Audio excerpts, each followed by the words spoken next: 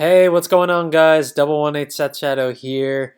For today, Bushiroad has dropped news for both set 11 and also gave us a preview of what we're going to be expecting for set 12. And for those of you who have been following the anime, this is a bit of a surprise, too.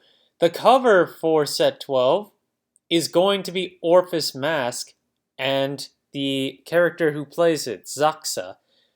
Which is interesting because Zaxa has been more of a side character the entire time the anime has been airing. So it's interesting to see that he's on the cover of their first preview, which means he's probably going to be on the box? That's a possibility, but at the same time, that's what happened when it came to set 9, and Danji was the first to be featured, and yet the one who's actually on the box is Junki instead, the one who uses Grifogila. So, ultimately they're starting with advertising Zaxa, and they also already made some merchandise regarding the newer variant of Zaxa when it comes to the decks that are coming out later in the year. They're making deck boxes and storage boxes with the new form that he's got, where he's got a robe over his head this time around. But yeah, Orphis Mask is now definitely confirmed for set 12, and I imagine we're going to see some more support for that as we go along. But to start off today, we're going to be talking about Lyrical Melody, and in particular I want to cover some cards where not only the SPs have been going up in value, but the triple Rs and double Rs are also starting to see some value increases, and this has been happening across the board more recently. When it comes to Lyrical Melody Set 1, many of the cards in that set are just really cheap. But a few of them have been creeping upwards to $2 to $3 when it comes to the higher end cards. But even then, before that, they were typically less than $1 to pick up, like Elkel. This card has gone up when it comes to its triple R, and now listings are at least $3 to pick up. While we do have the $1.20 listing, basically, it's the only one on the market, and there's only one copy, so you can be assured that this is basically $3 now, unless people just don't buy into it. Which is interesting, where the SP had been $20 for a little while with only one or two listings, but we have a few more on the market now, and we're starting at about $10.50. So it's dropped off, but it's still a decent price for an SP. And given that this is almost a shoe-in when it comes to building a Celestial, I'd say it's good that it's priced at this rate right now.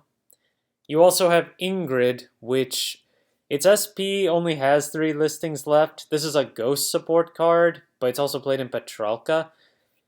Right now it's $15 minimum, and then the high is $27 for the SP. Again, it's only 3 listings though, so it is about to leave. The triple rare, on the other hand, while it is a more consistent $2 in comparison to other triple rares in this set, it has 26 listings. So, not as much of a risk of a buyout on this one, though you will want to keep your eye out as it is a strong ghost card in general too. Base listing is $2, and all the lower listings that we've got only have 1 copy each, so you will be paying additional shipping, effectively making it a $3 card. Witch of Accumulation Sequana, I wanted to go over this one because for the past few weeks, this one had been selling out, and I never really got around to it. But it looks like quantities ended up back on the market, but we only have 7 left for the double rare, starting at $9, so it is still a little short on quantity. And then the FR has a few more listings, 12 overall, where it's starting at $13.50, so it's basically a $14-15 card right now. And it is a set 7 card, Youthberg support, and Youthberg should eventually get some new stuff, but I don't think it will have any effect on Sequana's popularity with the deck. So I can only anticipate this card to go up, if anything, but it may just stay where it is for a little while longer. But if you do want to build Youthberg, I'd just pick it up sooner than later. Then there was another card that got announced a little while ago, which is for set 11, but it's a monster that also has support with Vanguards that have 15k base power or more. So two things came up when it comes to that one. The first being an old common from set 4, El Hirsede. I'm not sure how you pronounce that, but that's the best I've got. This is a 15k base grade 3 where if your order zone has no cards, this unit cannot attack. And it's applied to both Vanguard and Rearguard. It has Twin Drive, it's grade 3, it has Persona Ride, and it's a common from set 4. But it's a 15k base, which, with that one card I was talking about from set 11 that will be coming, brought my attention back to this. Although there hasn't been too much sell on that news, and not too much surprise. Being a 15k base vanilla is well and good, but if you don't really have too many gimmicks going for you, you're probably not going to see that much play. There are still plenty of 5-cent listings available, and on top of that, this isn't the only 15k base Brandgate that you can play. Once Messiah comes out, Strides technically have 15k base power plus, which means that it could be used as a tech there as well. But just to keep in mind that this card exists in case you want to try any builds utilizing that card instead. And speaking of Messiah support, we're going back to Taser Log, who is running lower on quantities when it comes to the rare especially, and don't be fooled by the 10-cent base listing. We have 99 cents as the low end of the listings that are available right now. And then of course you've got the shipping tag on it, but one listing here does have 105 copies, although I'm not sure if it's good to buy it at $1 at this point. Let me see if people have actually been buying it. Let's see. Recently, we have been seeing sales from 76 cents all the way to $1. So yeah, it is selling, and it's selling rather consistently too. And with 16 listings left, probably best to pick yours up sooner or later, but I would still see if you can shop around, as this is a rare that hasn't been getting as much attention, even though Messiah techs it. And then when it comes to the hollow foil, that one had already taken off, where we've got 250 as the base listing, but in terms of actual price, we're looking at least $3.35 plus the dollar shipping on that one. I mean, this is a good generic stun card too. It doesn't require prison in order to work. It just has to be in the front row rear guard. I mean, it does look like it's supposed to be intended for prison, and it can be played in that. But as we've talked about, Messiah plays it, and I actually try this in Griffogila to be able to stall out the game until turn 7, which is basically how the deck needs to run anyway.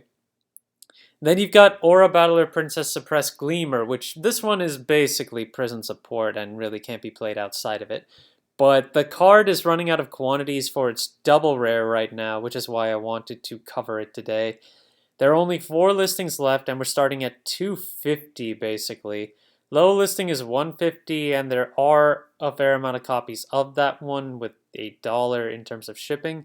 And then when you go to the SP version, there are 10 listings there starting at $12, moving on upward of 13. Yeah, so it's not just Pure Light that's seeing some value increases here. I guess perhaps it's because Pure Light has been seeing value increases that players have been looking at Suppressed Gleamer even more. Let's see how recent some of these sells were. They've been a bit more few and far between, but they have been selling throughout the month, and they already have sold at 250-ish. 244 to be exact, but you have the shipping tag along with it. Every listing right now does have multiple quantities, and the base listing has the highest. So there's still a bit of time to get this if you're looking to build prison, and we'll see where it goes from there. With Orphis getting new support, and even before that was to happen, because it was today that it was announced, I did want to go over Cardinal Noid Rudis, which is exclusive to set 1 right now, but it should see a reprint in the Orphis deck that we're going to be getting later in the year. But of course, that would only offset the commons price, and that's already cheap as it is. As for the SP and the holo foil, we're looking at least $13–14 for that one to start off with, and the holo foil is currently 75 cents to start, going into $1. And it's not just Orphis that plays this. Various Brandgate decks tech this in for their ride line just to get the Shadow token on the second turn with Eclipse Shadow, because it's a 15k token, and that's pretty strong.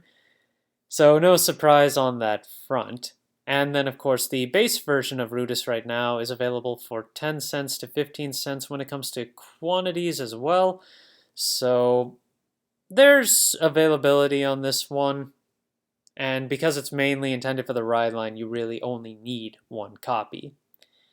Poor Eugene is not seeing any lucky breaks anymore, especially now that Gandeva is making strides in Japan right now. Right now, Eugene's SP is sitting at just under $10 to start off with, and the market price is in the $13 range.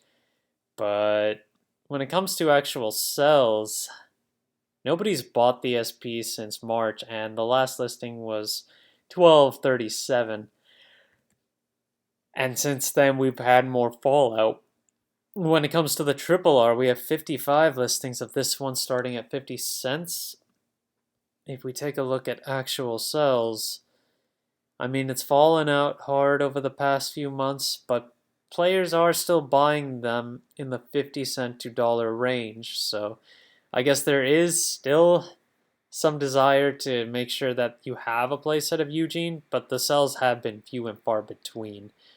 Eugene and Barrow Magnus are the two grade 3s from set 1 that still don't have any retrain grade 3s yet.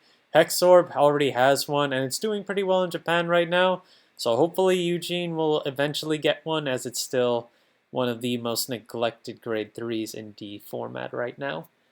Dragon Knight Nehalem has seen a buyout on its SP, and we only have a $35 listing with 3 copies.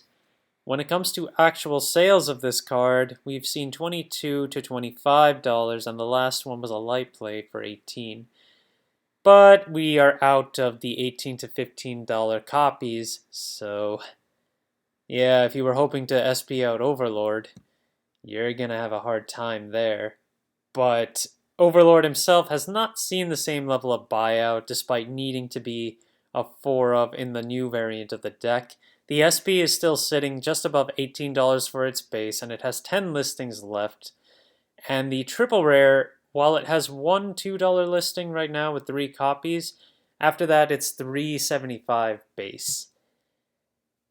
And as I said, for the new variant that uses Hatchet Dragon, you play 4 of this, so players needed to get a few more copies, and that just drove up prices. Overall, though, the rest of the deck is still basically hinging on the price of the promos.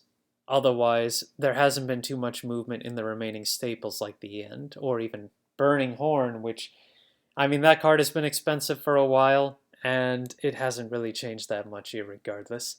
Thank you guys for watching. That's going to be part 1 of today's Market Watch, and later in the evening I will have a second part as well. If you liked the video, if you haven't already, please like and subscribe, and I will see you guys in the evening.